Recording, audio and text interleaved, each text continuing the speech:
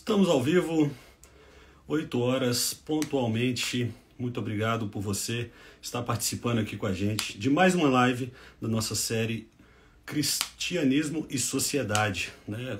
Mais uma que faz parte aí do nosso projeto Um Cristão na Cidade.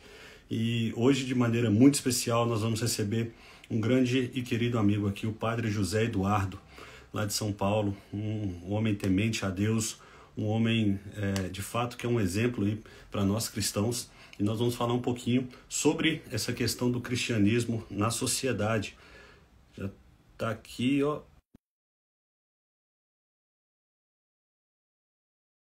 Mais pessoas também, aperta nesse aviãozinho aqui embaixo para estar participando conosco nessa noite, em nome de Jesus.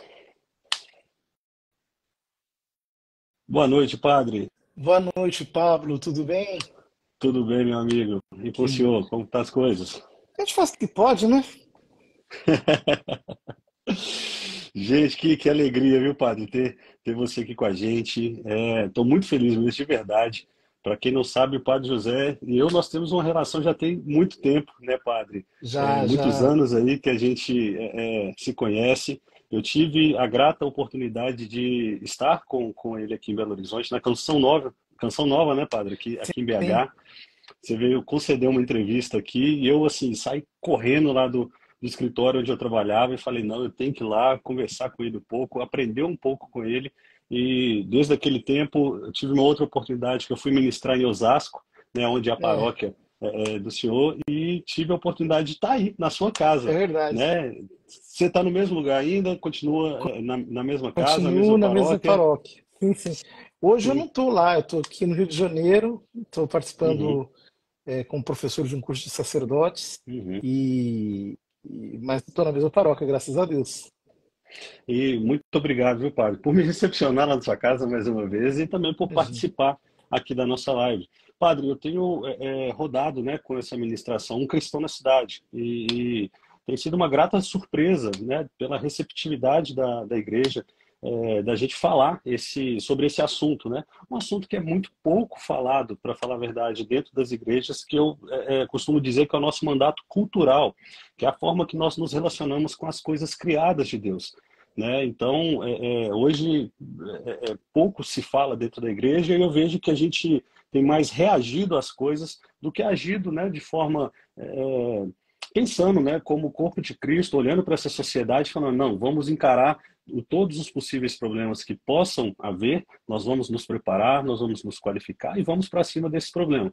Eu vejo que a gente age mais na reação, né? Quando vem um problema, a gente vai lá e acaba reagindo e fazendo algum tipo de esforço e às vezes, infelizmente, não conseguimos ter êxito nisso, né? E saiu uma pesquisa, padre, que fala que no Brasil tem mais de 80% das pessoas que se declaram, né, se autodenominam cristãos, sejam católicos e sejam evangélicos. E eu gostaria de saber de você, padre, porque assim, eu fico pensando nisso, quando eu postei sobre esse dado, os pessoal veio, nossa, glória a Deus, que bacana, que legal, que bênção. Eu falei, não, é de fato algo muito, muito interessante, muito bacana. Só que, olhando para a estrutura social, olhando para a estrutura política, olhando para a estrutura cultural do nosso país, você vê que 80%, né, jogando por baixo aí, dos habitantes do nosso país se dizem cristãos, mas mesmo assim nós não conseguimos mudar nenhuma das realidades, né, da cultura, da política ou da própria vida pública, né, da vida comum aqui no nosso país. A gente não conseguiu fazer uma intervenção e de fato fazer algo que gere uma transformação, uma visão cristã, uma cosmovisão nessa sociedade. A que o senhor acha que isso se refere? O porquê que isso acontece? Olha, Pablo, tem várias coisas, né, em questão. Acho que a primeira delas, talvez a mais importante, é o fato de que o Brasil é um país em que nós temos uma espécie de luta de classes histórica, como muito bem escreveu Raimundo Fauro no livro dele, Os Donos do Poder, em que ele descreve a, digamos, a tensão de classes no Brasil como a tensão entre o que ele chama de estamento burocrático, uhum, que é uma espécie de elite patrimonialista que domina o país há séculos e que detém os meios de ação. E de outro lado, você tem o povo. E ele dizia que a história do Brasil é a história de um povo tentando se libertar de uma elite onipotente.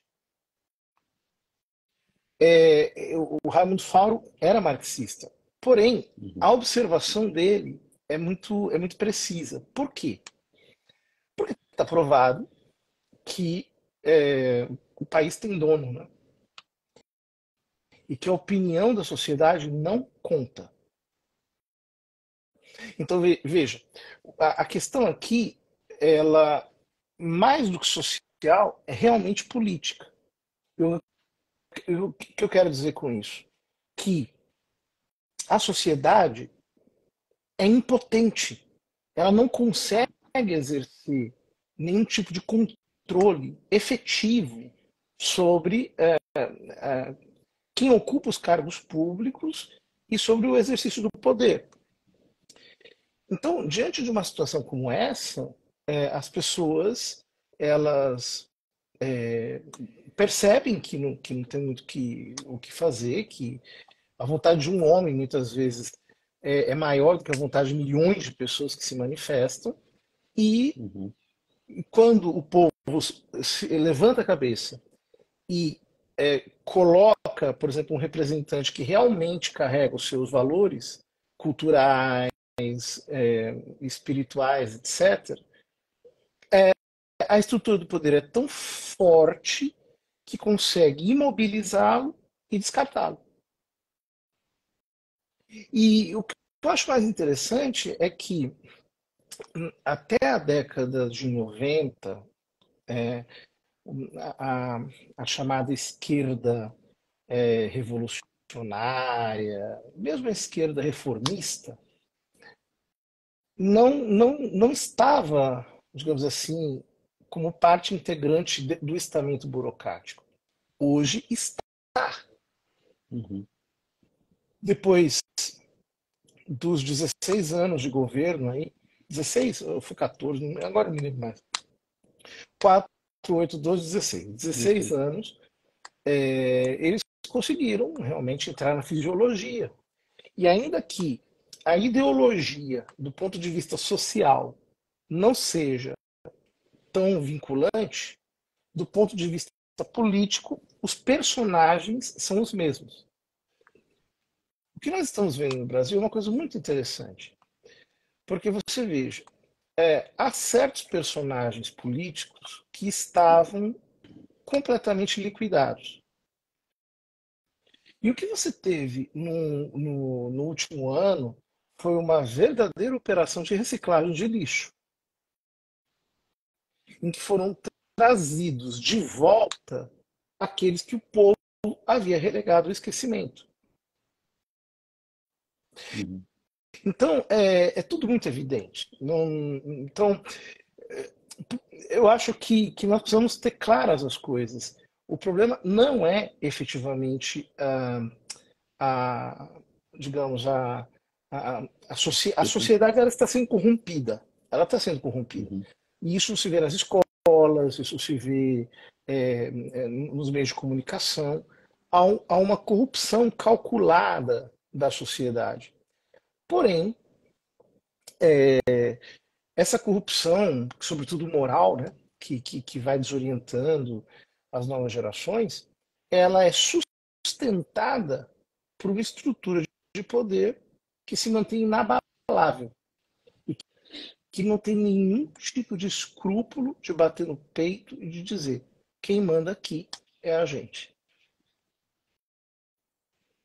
E pensando nesse contexto, padre, assim como você mencionou, a gente tem um mandato a ser realizado aqui nessa terra, né? Que nosso Senhor Jesus Cristo não deu como uma opção, mas como um mandamento, né? Que nós sejamos, né, sal e luz dessa terra.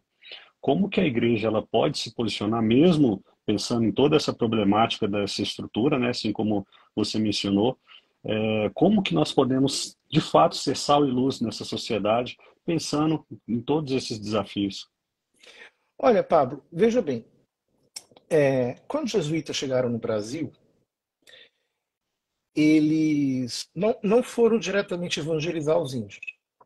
Por Uhum. quê? Porque os índios eram antropófagos. Os índios só sabiam contar até três. Os índios eram de uma primitividade absurda. Veja bem, não tem como você evangelizar um antropófago sem antes civilizá-lo. Uhum. O que acontece? Se eles ensinassem o evangelho para os índios, aquilo ia durar uma semana, daqui a uma semana eles estão de novo matando gente para comer. Sabe que o primeiro bispo do Brasil foi devorado pelos índios. E, curiosamente, o nome dele era Sardinha. Dom Sardinha, né? E o coitado foi devorado. Mas não foi um ato de ódio contra ele. Não, os índios acharam tão impressionante aquele homem, aquelas vestes. Eles ficaram tão impressionados que eles disseram, nós vamos comer para assimilar a grandeza dele, para assimilar. Porque na cabeça deles isso era uma homenagem.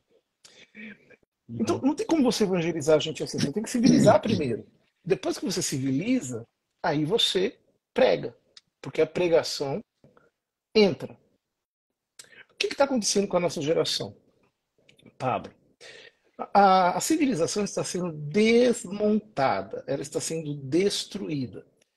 E isso vem de cima para baixo, graças à atividade de fundações internacionais que há décadas trabalham exclusivamente com a, a destruição da sociedade. Então, essas fundações são elas que difundem, por exemplo, a, a questão do gênero, são elas que difundem Uhum.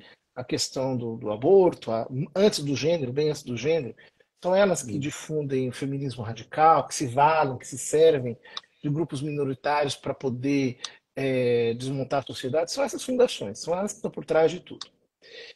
O que acontece? Com essa sociedade se desmanchando, a civilização se desmanchando, o que vai acontecer é que nós não vamos ter a quem pregar. Por quê? Porque as pessoas estarão moralmente reduzidas ao estado, a um estado mais baixo que os índios. Porque os índios, por exemplo, os índios brasileiros, eles eram monogâmicos.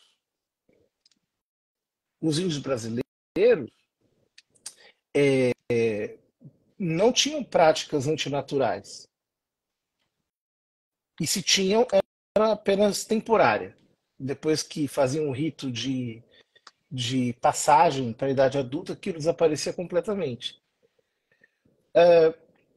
Tomás de Aquino ele diz o seguinte, que a lei existe para corrigir os homens maus, aos quais a família não foi suficientemente competente para ensinar. Então a lei tem que disciplinar. Uhum. Mas ele diz o seguinte, no final dessa questão, desse artigo, da resposta desse artigo, ele diz assim, é que o ser humano, quando ele se perverte, quando ele se deprava, ele se torna pior do que os animais, porque os animais não possuem a arma que ele tem, que é a arma da razão. Então, quando o ser humano quer brutalizar, ele desce num estado anterior, inclusive a barbárie. Você veja, quando Paulo escreve a primeira aos Coríntios, lá pelo capítulo 6, ele diz para os coríntios, havia lá um incestuoso, e ele se escandaliza e diz assim, olha, nem entre os pagãos existe isso, que vocês estão tolerando aí na igreja. E aí ele manda excluir o homem. Aí o que acontece? Você veja, os pagãos, eles tinham um certo senso de moralidade.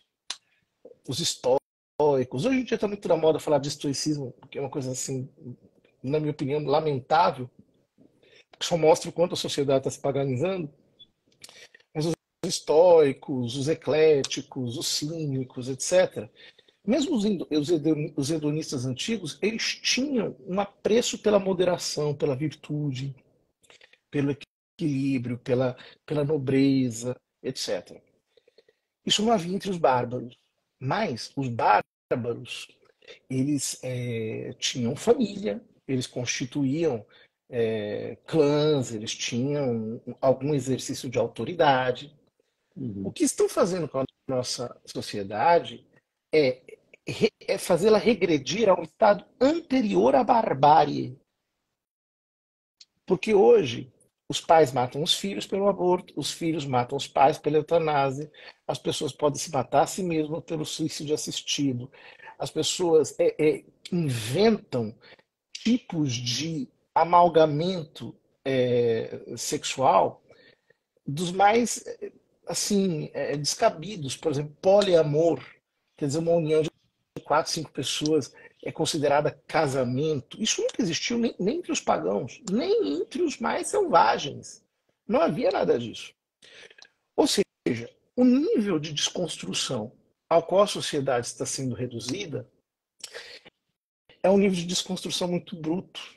Nós estamos voltando a uma espécie de estágio anterior à própria selvageria. As pessoas não se dão conta disso.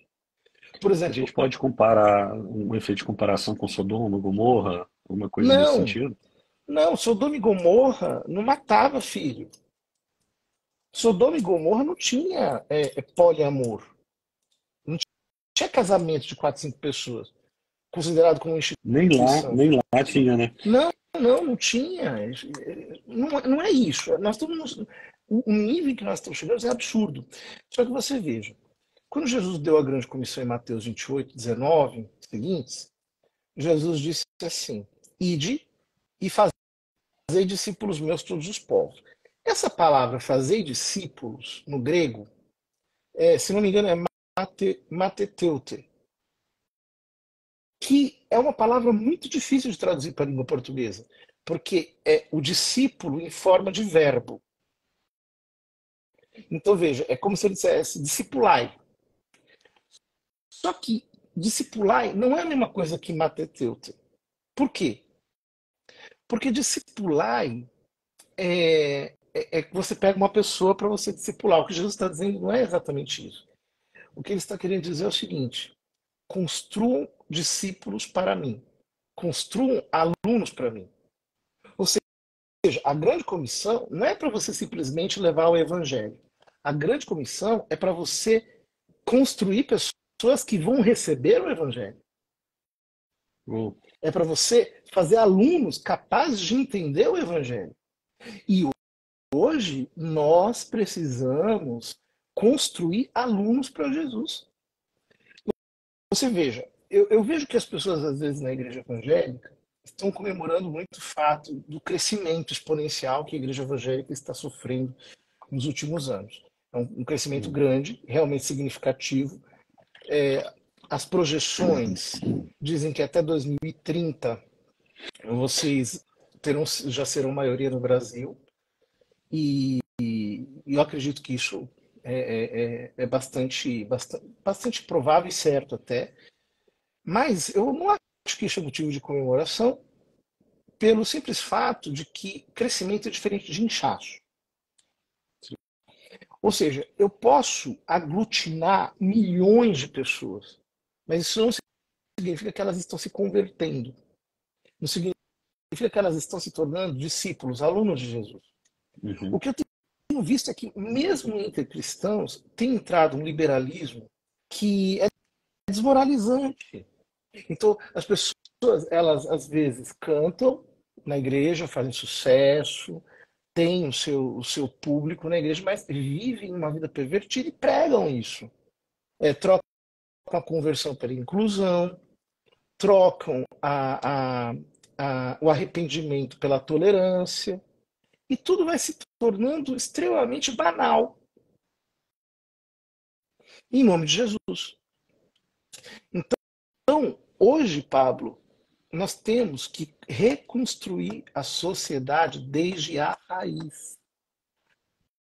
Assim como a teologia da libertação destruiu a Igreja Católica, fazendo-a perder suas resistências doutrinais, morais, intelectuais, o mesmo processo já está acontecendo entre as comunidades evangélicas.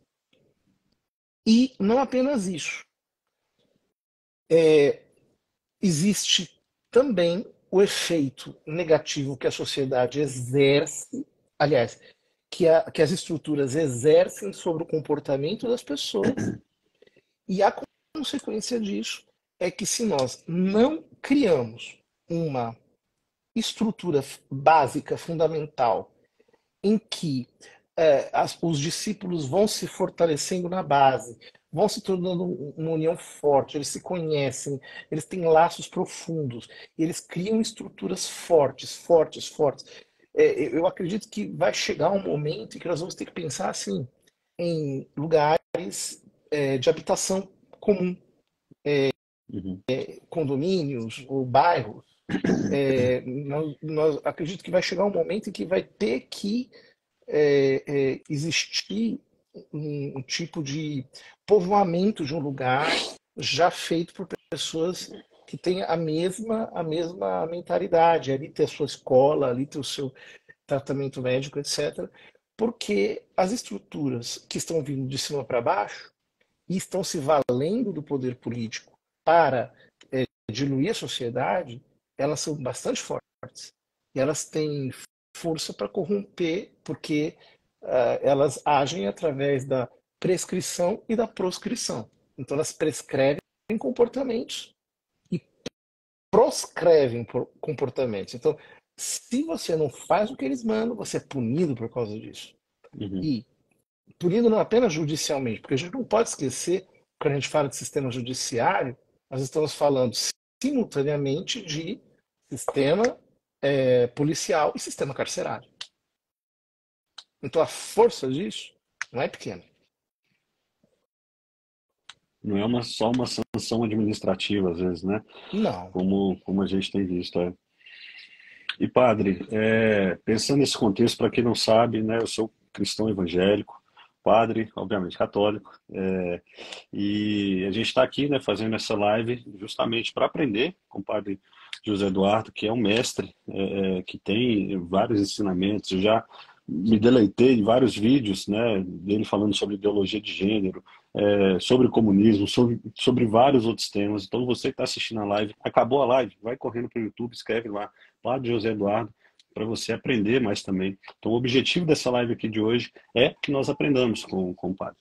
E, padre, tem uma questão na igreja evangélica que eu tenho tentado, né, de certa forma, falar com as pessoas a respeito disso, que é sobre uma dicotomia em relação ao nosso papel na sociedade, que a gente tem muito disso. Eu gostaria de entender qual que é a visão da Igreja Católica sobre isso, tá?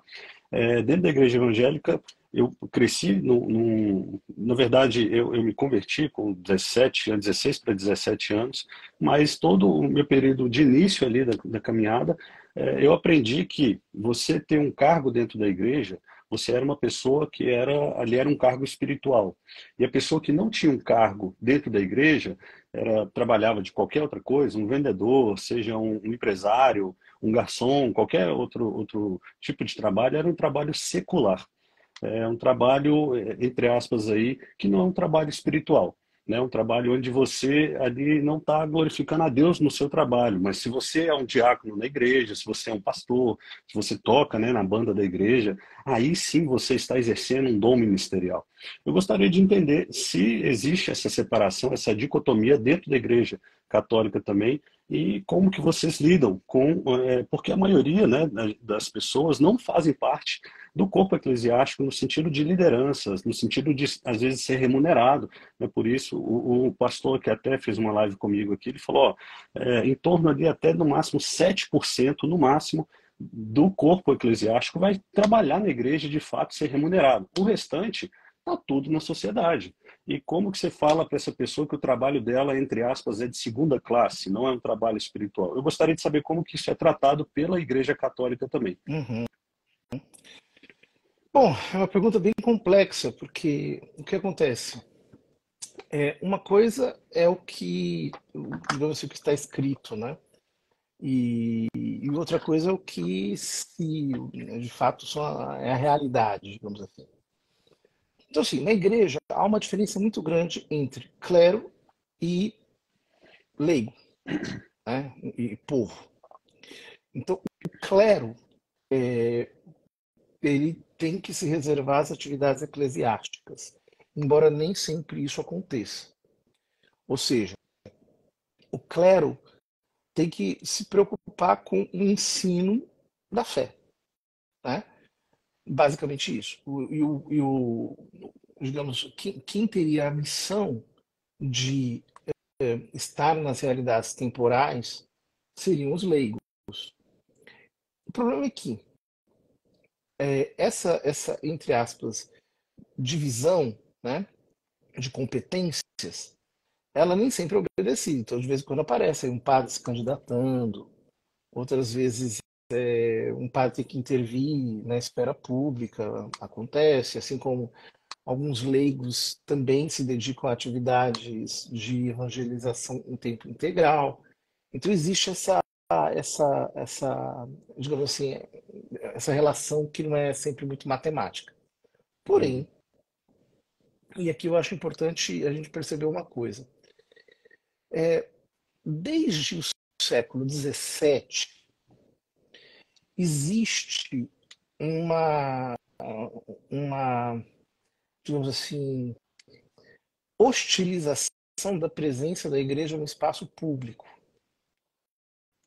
E se diz que o Estado ele precisa ser, digamos assim, laico, mas não no sentido clássico que essa palavra tem, que seria simplesmente um Estado aconfessional, ou seja, o Estado Uhum. em si não professa nenhuma religião, mas no sentido, inclusive, de que ele tem que ser hostil à presença religiosa para impor, digamos assim, uma visão agnóstica, pelo menos, né, das leis, dos costumes e assim por diante. Então, como na igreja sempre houve a separação da igreja e do Estado, então, são duas esferas de poder competentes, né? A, a, a igreja, ela diz respeito à conservação da fé e o Estado à conservação do bem comum, mas essas duas instâncias deveriam viver, digamos assim, em harmonia, não em discórdia, né? Então, aos poucos, essa harmonia foi se transformando em hostilidade, e essa hostilidade hoje caminha pela via da supressão. Ou seja, quer se suprimir a presença cristã, a presença da igreja no debate público, em nome de uma laicidade teórica, né? Uhum. O fato é que o cristão paga imposto também, e ele não tem por que se eximir do debate público, inclusive com as suas convicções religiosas, que tem o seu espaço, inclusive. Uhum. Mas os donos do poder, né, o estamento burocrático, percebeu que isso estava indo longe demais. E aí eles resolveram, digamos assim, mostrar sua força, e é o que está acontecendo agora. Né? Uma verdadeira, não mais hostilização, mas uma verdadeira perseguição das vozes discordantes de quem não se submete a essa religião civil que se impõe com os seus dogmas, com sua inquisição e assim por diante.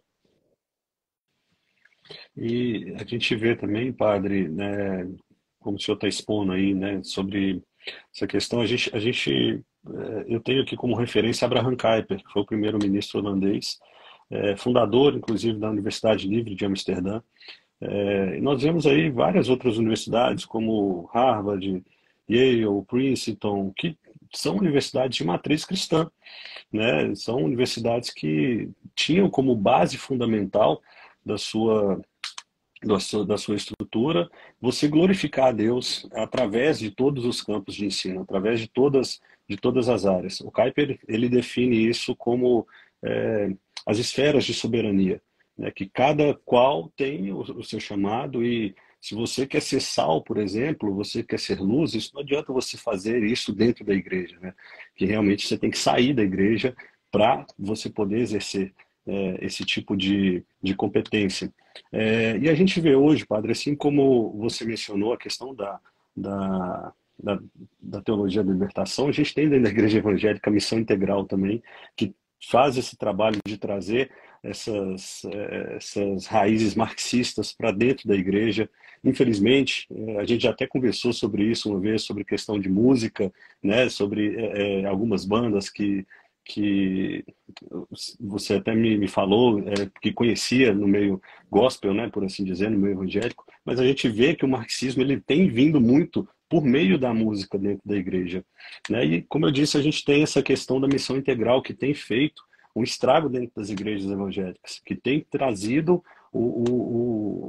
todo esse bojo marxista para dentro da igreja e devagarzinho infiltrando de dentro para fora para formar cristãos que se dizem, né, cristãos convictos, mas que não têm a priori um relacionamento com a Bíblia, não têm uma cosmovisão transformada pela palavra de Deus, mas que se acham cristãos e falam, não, mas eu posso ser de esquerda, eu posso defender aborto, eu posso defender algumas pautas bem ideológicas da esquerda e continuar sendo cristão. Isso a gente deve graças também ao movimento da missão integral dentro da igreja e tem a teologia da libertação da igreja católica, né? E como que o senhor vê essa, essa questão da ramificação da teologia da libertação dentro das paróquias, dentro das igrejas católicas? Olha, é o seguinte, a teologia da libertação, ela é filha da, da chamada Nouvelle Théologie, que é um tipo de teologia que se produziu na Europa ali pelos anos 30, a partir dos anos 30. A Nouvelle Théologie é filha do chamado modernismo. E o modernismo é filho do método histórico crítico de leitura das Sagradas Escrituras. Então, essa linha do tempo ajuda a gente a entender o quê? O que pensam as pessoas que professam a teologia da libertação e essas outras teologias de mesmo recorte, né? No fundo, elas pensam o seguinte: como método histórico crítico ele se tornou um instrumento ideológico para aprisionar a compreensão das escrituras, amarradas ao tempo em que elas foram escritas. Essa que é a pegadinha do método histórico crítico, né? O método histórico crítico, por exemplo, ele faz o estudo do contexto histórico, político, do contexto, digamos assim, até econômico, etc. Mostra os conflitos que havia. Também o que se sabe disso não é tão certo assim. Há muito debate entre eles, né? E aí o que acontece? Eles amarram o texto apenas dentro desse significado imediato que ele teria naquele contexto histórico. E, portanto, eles, digamos assim, esvaziam o conceito de inspiração da Sagrada Escritura. Para esses exegetas, né? Inspiração é um negócio muito mistificado, isso aí não existe, na verdade, na cabeça deles. Uhum. Então eles acham que a Bíblia é um livro conflituoso, produzido num determinado tempo por, digamos, movida por interesses de grupos diferentes, por uma luta de classes ali que havia na época. Uhum. Ou seja, eles estão projetando um método, um modelo materialista, marxista, para o tempo em que a Bíblia foi escrita. Então você veja que coisa, o Pablo. Quando você lê a Bíblia com esse viés, e eu digo, olha, esse negócio é pegajoso, você começa a ler, a se chafurdar nisso, para você sair disso é difícil. Eu conheço gente que perdeu a fé, que ficou ateia, que se tornou inimiga da religião, inimiga da igreja, etc. Justamente porque se chafurdou nisso. Porque quando você faz isso, tudo se torna uma grande mentira. Bom, mas e como é que você faz com a pessoa? O que, na verdade, é uma bobagem, porque você veja, as civilizações antigas eram mais religiosas do que as nossas. Uhum. Então, você imaginar que tudo era uma questão de interesse de poder e que, digamos assim, a sensibilidade religiosa era apenas fruto de um conflito, isso é você fazer uma leitura cronocêntrica da Bíblia. Você está querendo aplicar o critério que você utiliza hoje para ler a história e aplicando no passado, sendo que as duas coisas não são a mesma coisa. Consequentemente, isso vai produzir um tipo de abordagem progressista. Por quê? Olha, não adianta, a Bíblia não é regra de fé e de moral. A tradição também não é regra de fé e de moral, isso apenas representa momentos e conflitos de poder que já não estão mais presentes hoje. E aí, quando a pessoa ela não quer jogar logo Jesus pela janela, porque a consequência seria essa. Né? A consequência do método histórico crítico é você dizer assim, olha, como esses textos aqui são todos invenção, por causa de interesses de poder, então ninguém nem sabe quem é Jesus. Se ninguém sabe quem é Jesus? Bom, então vamos pensar. Lá no século I havia muita gente que queria se declarar Messias e todos eram crucificados por Roma. Então pronto, Jesus era um revolucionário que queria a libertação de Israel do poder romano. Você interpreta isso em chave marxista e pronto, você criou Jesus revolucionário. Aí, esse Jesus revolucionário, ele não está preocupado com a salvação da alma, em você obedecer os mandamentos para ter a vida eterna. Uhum. Aliás, as realidades transcendentes já desapareceram há muito tempo. Você pegou a eternidade e esvaziou no tempo. Você transferiu além para o aquém. E aí o que acontece? Já não tem mais sentido você falar de eternidade de uma vida moral que vai te conduzir para, graças aos méritos de Jesus, para o céu. Qual é a única coisa que interessa? São as generalidades revolucionárias do momento. Então, você utiliza uma noção de amor que é uma noção de amor totalmente descomprometida com qualquer exigência moral.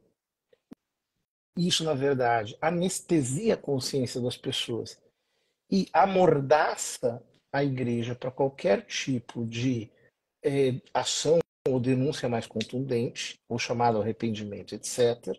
Uhum. E a única coisa que fica é aquela militância de esquerda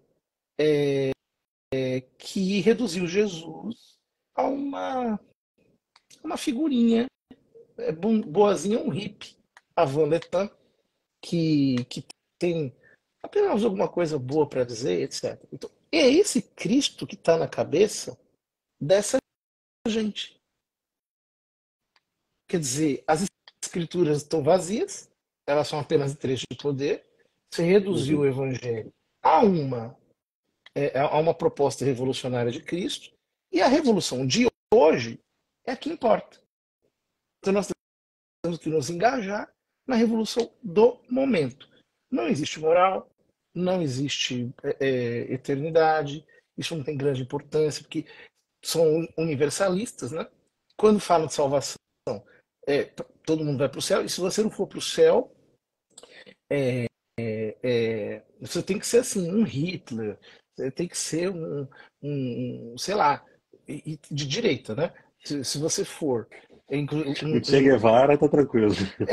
ou um Stalin, ou um Mao Tse-tung, né? Um genocida pior, se você for um genocida que eles julgam de direita, então você vai para o inferno. Se você for um genocida que eles julgam de esquerda, você vai para o céu. É isso aí. É hipocrisia, é só hipocrisia. O problema é que as pessoas não têm carnegão intelectual para perceberem o lance todo, entende? Uhum. E nós temos também, padre, eu vou até, pessoal, se você quer enviar uma pergunta, tem um pontinho de interrogação aqui embaixo, tem algumas perguntas aqui, se der tempo, a gente vai fazer, porque eu também não quero tomar muito tempo do padre. Eu tenho um livro aqui, padre, Hum. que, não sei se você lembra, você me deu ele de presente. Eu dei uma procurada aqui, eu não acabei não achando ele mais cedo. Tem a outra prateleira ali do lado, mas era sobre a ideologia de gênero. Eu Uhum. não estou conseguindo localizar ele aqui mesmo. Mas, se eu não me engano, do Jorge Scala, né? Sim. E você me deu ele há uns 5 anos atrás, alguma coisa assim. Uhum.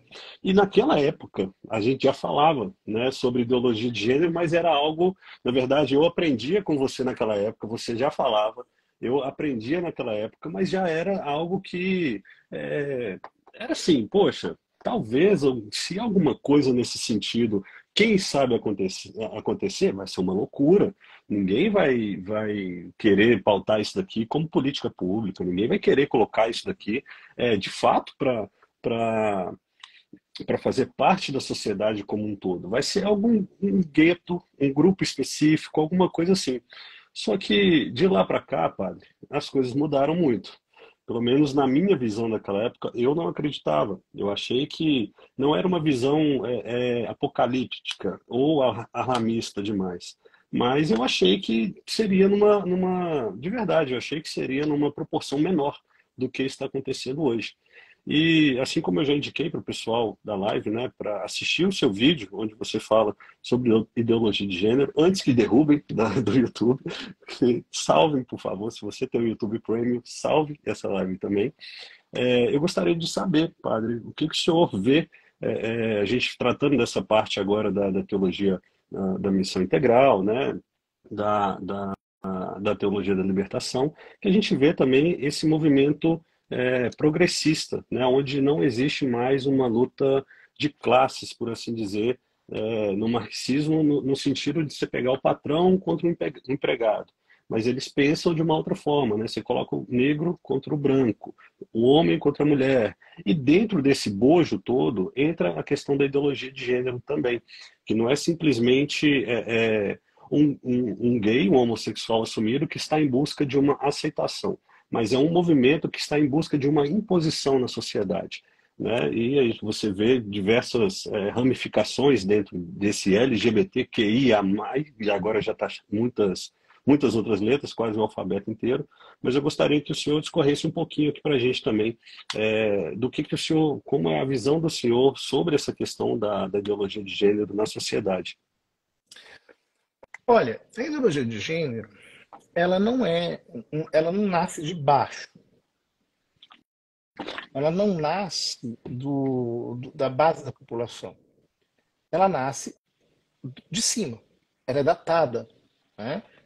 Quem inventou isso foi a Judith Butler e também a como é o nome dela? Daqui a pouco veio o nome dela na minha cabeça. A Jan Scott, né? Mas especialmente a Butler, porque a Butler ela não se limitou a fazer uma teoria. A Butler ela realmente deu o ponto de ignição no movimento queer.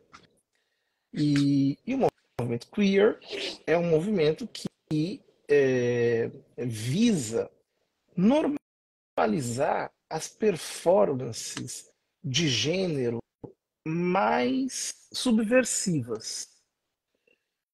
Então, isso inclui tudo: inversão etária.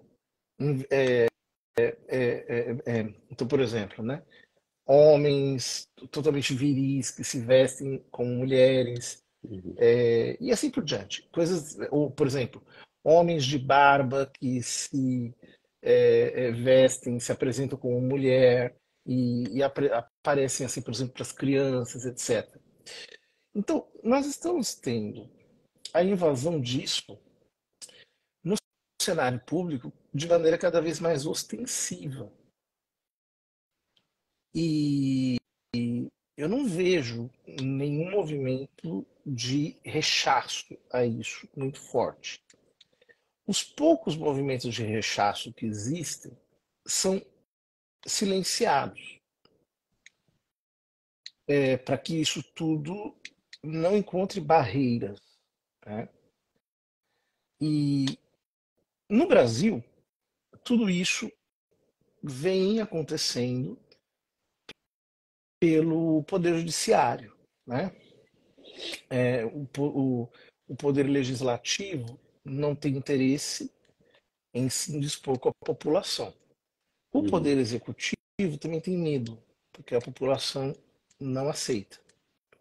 Mas o Poder Judiciário, como não é eleito, como supostamente é técnico, né, e não político, embora isso tudo já não é mais assim, é Uhum. porque os próprios atores confessaram publicamente que é, o Poder Judiciário é uma ferramenta política, é uma ferramenta para avanço quando o Poder Legislativo não se posiciona adequadamente. Então, o Poder Judiciário, no Brasil, ele passou do ativismo para o absolutismo. Porque uma vez que você inventa tipos penais, você, ao mesmo tempo, é a vítima, o que faz o inquérito, é o que julga, é o que Julga. condena, é o que. Então, isso aqui, o Estado de Direito, ele não existe. Com esse tipo de abordagem, você não tem Estado de Direito, Uhum. percebe? O Estado de Direito, ele exige o respeito às competências constitucionais. A partir do momento em que, por exemplo, um poder avança sobre o outro e é, inviabiliza o exercício legítimo constitucional do poder ao qual você está obstaculizando, você já não tem mais um Estado de direito propriamente dito. Então, veja, eu não sou muito otimista porque, diante desse absolutismo, não existe nenhum tipo de força que venha com aquilo que se chama de freio e contrapeso. Além de que essa noção é uma noção que ela é mais cabível no âmbito do constitucionalismo americano, no Brasil ela não tem muito sentido, mas se tivesse esse sentido que já era frágil, já foi para as cucuias há muito tempo. Não há um freio, não há um contrapeso. Quando não há freio, quando não há contrapeso, o que acontece? Esse poder executa todas as suas vontades. Ditadura. Então você não tem uma autocontenção. Deveria existir uma autocontenção do poder. Agora, então eu espero, eu gostaria muito que, pelo menos nessas questões de pauta moral, houvesse um pouco de autocontenção em relação às convicções morais da sociedade. Mas eu não acho que isso vá acontecer, porque inclusive é, existe uma pressão internacional, digamos, sendo exercida sobre isso. E nesse contexto, padre, sei que você já falou um pouco disso, mas o senhor vê essa necessidade da igreja atuar como essa consciência moral do Estado? Você acha que a gente deveria, de alguma forma, atuar nesse sentido, que faria algum tipo de diferença? Eu entendi sobre a questão que o senhor mencionou, né, desse freio contrapeso ser ali do executivo, do legislativo, né, ter essa que infelizmente a gente não tem de forma atuante hoje. Mas se eu ver a capacidade da igreja atuar na, nessa geração, no sentido de capacitação de bons cristãos que vão atuar na sociedade como agentes públicos e futuramente poderão se tornar os novos juízes, os novos advogados, os novos parlamentares, os novos assessores do executivo ou os próprios executores ali. Olha, eu acho o seguinte, é, a igreja, ela também tem que ser uma, digamos assim, um farol moral para a sociedade. Ela não é a única, Uhum, mas ela tem que ser, ela tem que exercer esse papel e dizer assim, olha, isso aqui não é adequado. E o problema qual que é, né?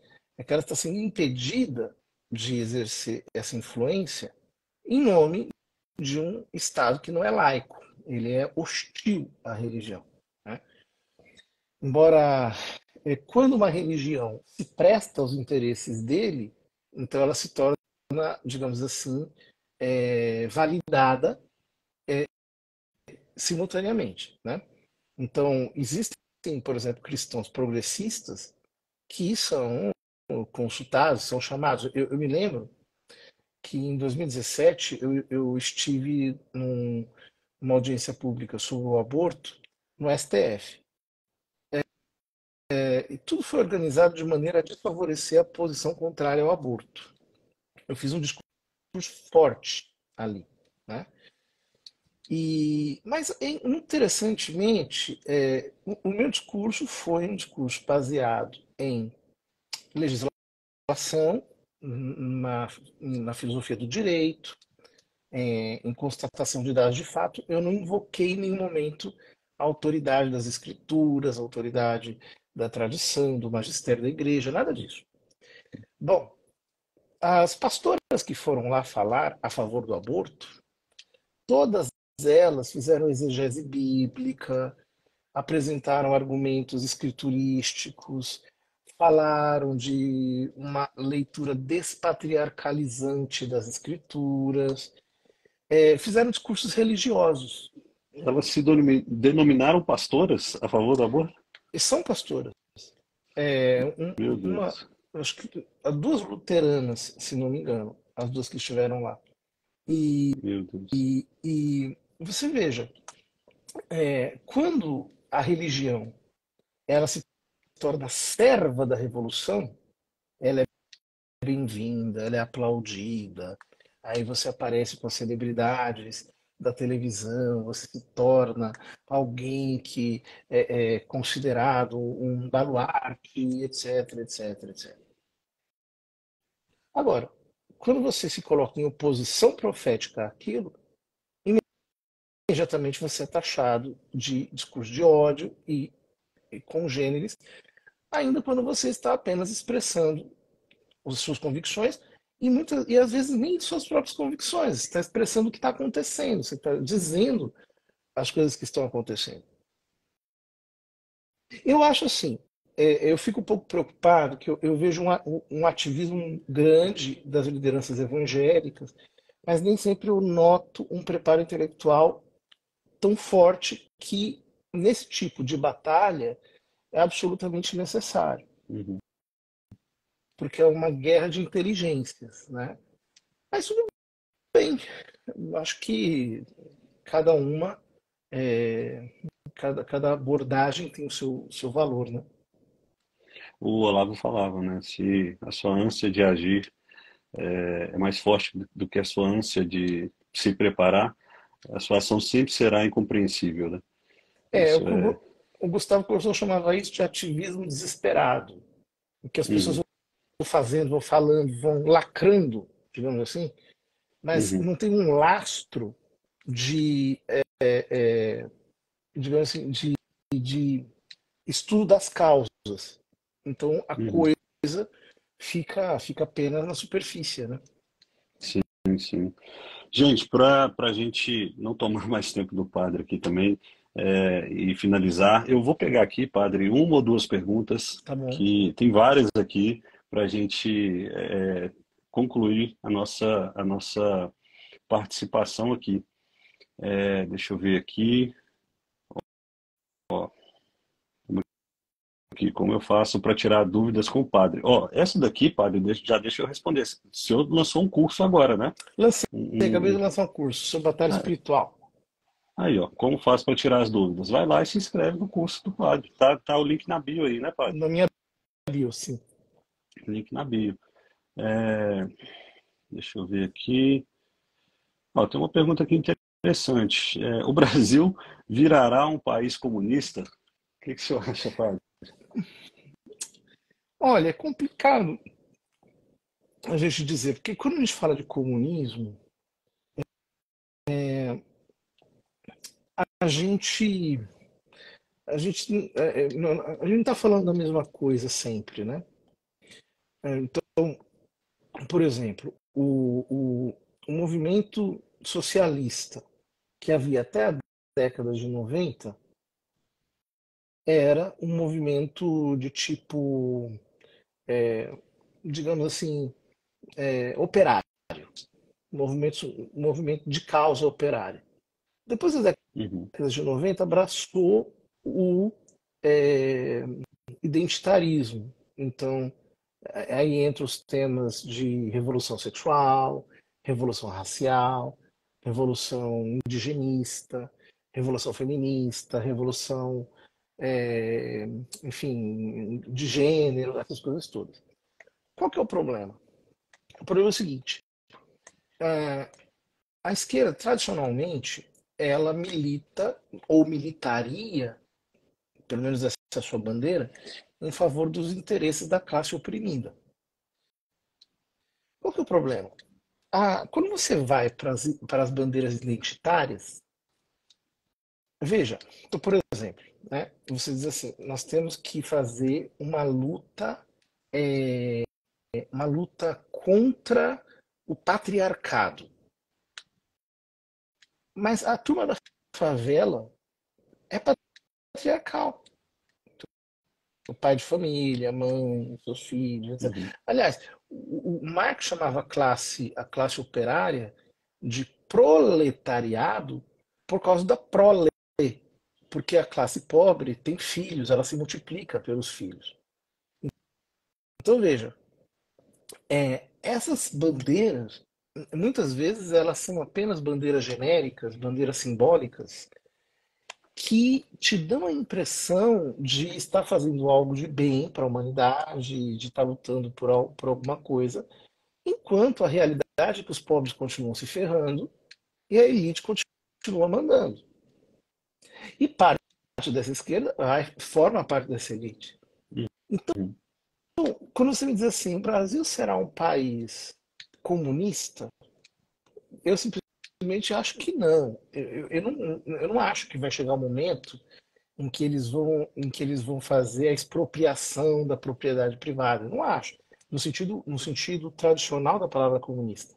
Uhum. Mas se você me diz, o Brasil vai crescer do ponto de vista revolucionário, todas essas pautas identitárias e todas essas bandeiras progressistas de esquerda, elas vão se tornar mais fortes, isso eu estou vendo.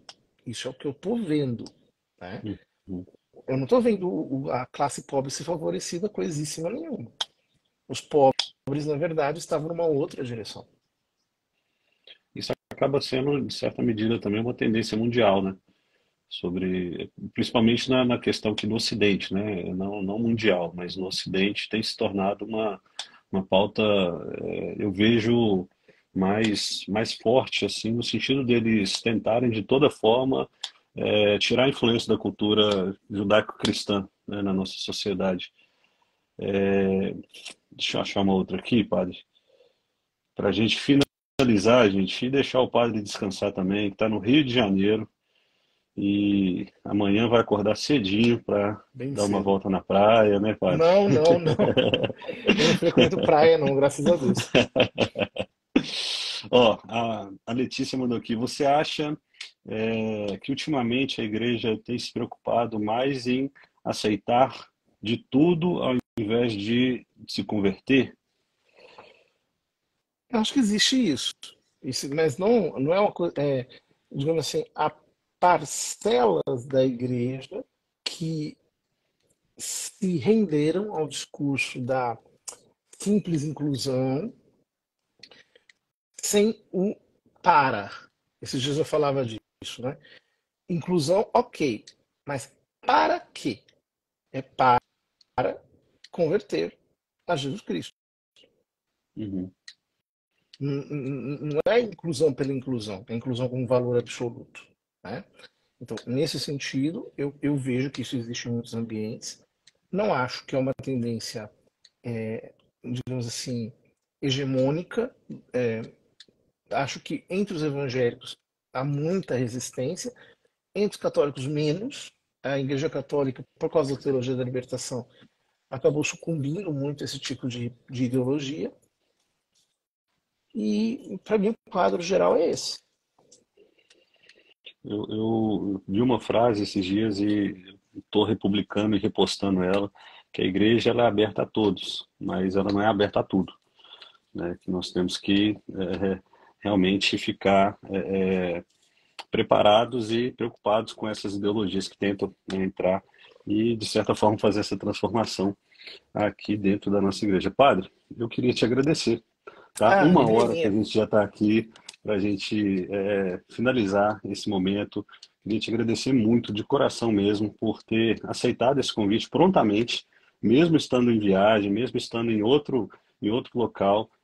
E também te agradecer muito por o senhor ter me inspirado muito no meu período ali da minha adolescência, principalmente, e ter se mantido firme. O senhor é um homem de fibra, padre.